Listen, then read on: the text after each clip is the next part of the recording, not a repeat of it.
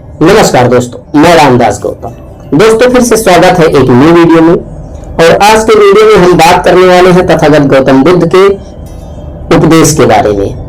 तथागत गौतम बुद्ध के मैं ऐसे नए उपदेश के बारे में बात करूंगा। तो वीडियो में आगे बढ़ने से पहले मैं आपसे एक छोटा सा रिक्वेस्ट करना चाहता हूं कि अगर आप हमारे चैनल पर नए हैं तो चैनल को सब्सक्राइब कर लीजिए, बेल आइकन ऑन कर लीजिए ताकि आने वाले हर वीडियो की नोटिफिकेशन आप तक सबसे पहले पहुंचे। तो दोस्तों आइए वीडियो स्टार्ट करते हैं। भगवान बुद्ध के द्वारा बताया गया पहला उपदेश है मन को शुद्ध रखना चाहिए। दोस्तों भगवान बुद्ध का उपदेश कहता है कि सारे गलत काम मन में ही जन्म लेते हैं। ऐसे में मन को शुद्ध करना, मन को परिवर्तित करना, सारे गलत कामों को जन्म लेना बंद कर देंगे। दोस्तों हमारे जीवन में जो भी कार्य होते हैं, गलत हो या सही हो, वो हमारे मन के द्वारा ही कार्य होते हैं। हमारे मन में एक विचार आता है, उन्हीं विचारों पर हम काम करना शुरू कर देते हैं। मन कहते हैं मन चंचल होता है, इधर उधर भटकता रहता है, तो उसको काबू में करना चाहिए। और उसको काबू करने के लिए शुद्ध करना, मन को परिवर्तित करना, सारे गलत काम बंद कर देंगे। और मन को परिवर्तित करने का मतलब है जैसे कि आपको सबसे पहले ध्यान करना चाहिए। जब आप ध्यान करेंगे तो आपके अंदर जो गलत विचार उत्पन्न होंगे, उन ध्यान से आप नेगेटिविटी को दूर कर सकते हैं और सकारात्मक विचार आप अपने जीवन में उतार सकते हैं।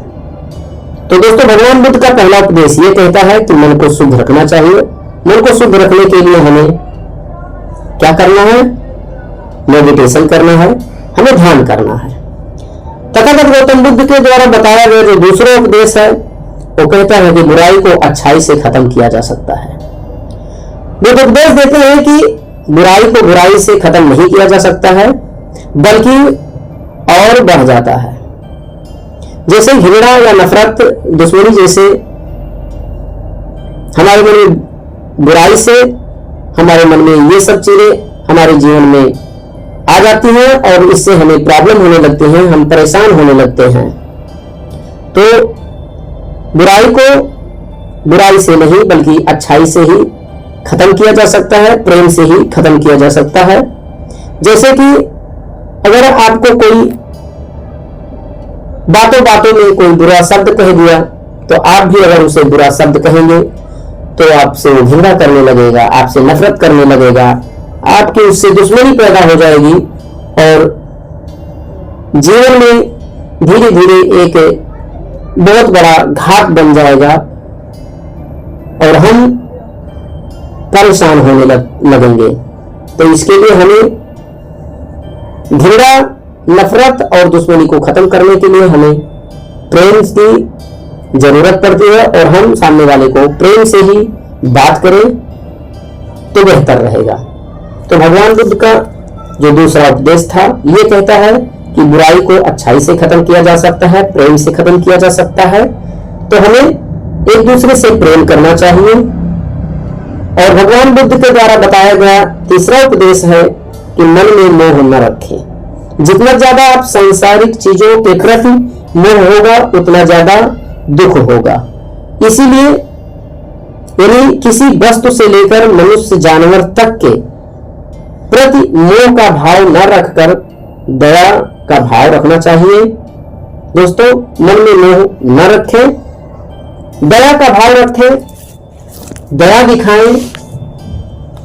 और भगवान बुद्ध के द्वारा बताया गया जो चौथा उपदेश है वो कहता है कि शरीर को स्वस्थ रखना जरूरी है। दोस्तों ये हमारा जीवन को चलाने के लिए हमारा जो शरीर है, जब तक हमारा शरीर स्वस्थ है हमारा जीवन चलता रहता है।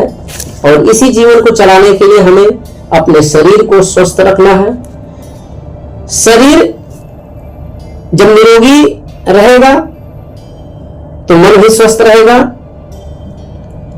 और मन को स्वस्थ रखकर ही मानसिक विचारों से मुक्ति पा सकते हैं। जो मानसिक बीमारी होता है उससे हम मुक्ति पा सकते हैं।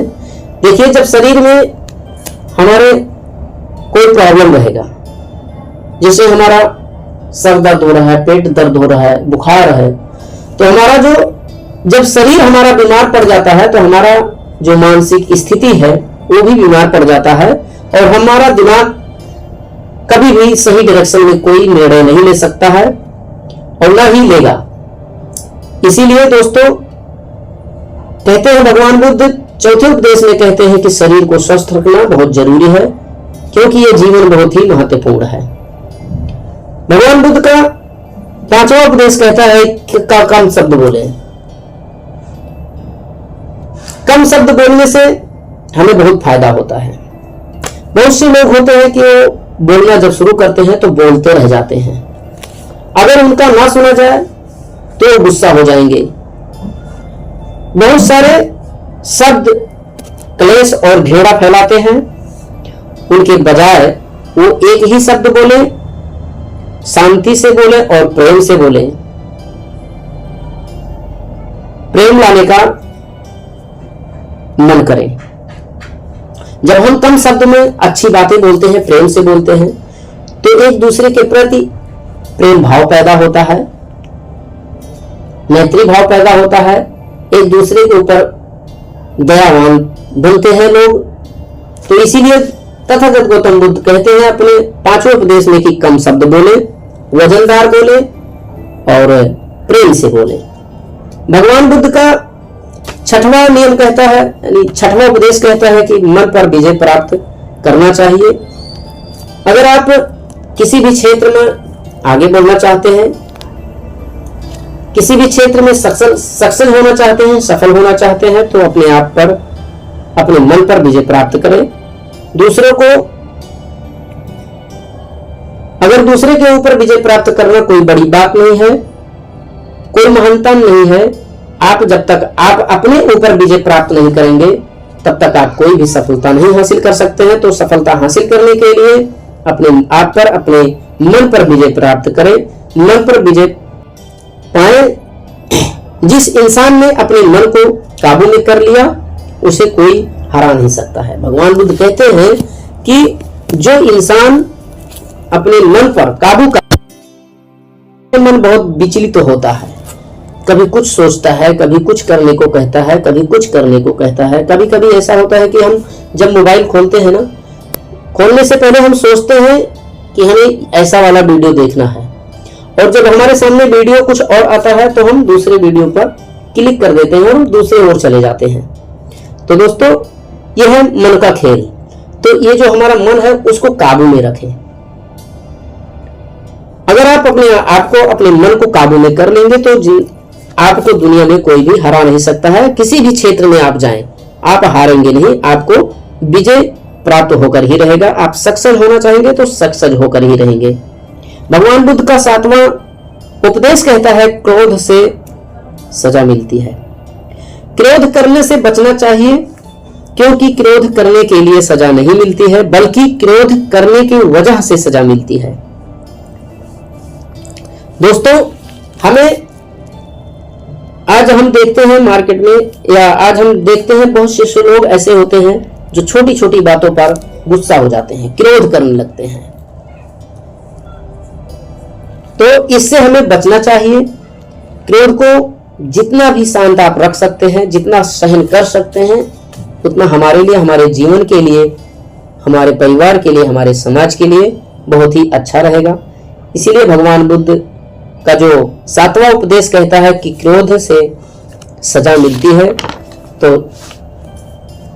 दोस्तों अब हम बात करेंगे, भगवान बुद्ध का आठवां उपदेश कहता है कि वर्तमान में जिए। हमेशा वर्तमान को अच्छा बनाने के लिए कोशिश करनी चाहिए।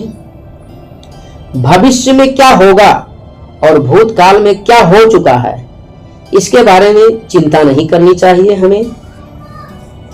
हम भविष्य में भविष्य काल या भूतकाल में अगर हम रहेंगे तो हम अपने वर्तमान काल को, जो हमारे साथ हम जो वर्तमान में जो हो रहा है उससे हम दूर हो जाएंगे और हम कहीं के नहीं रह पाएंगे।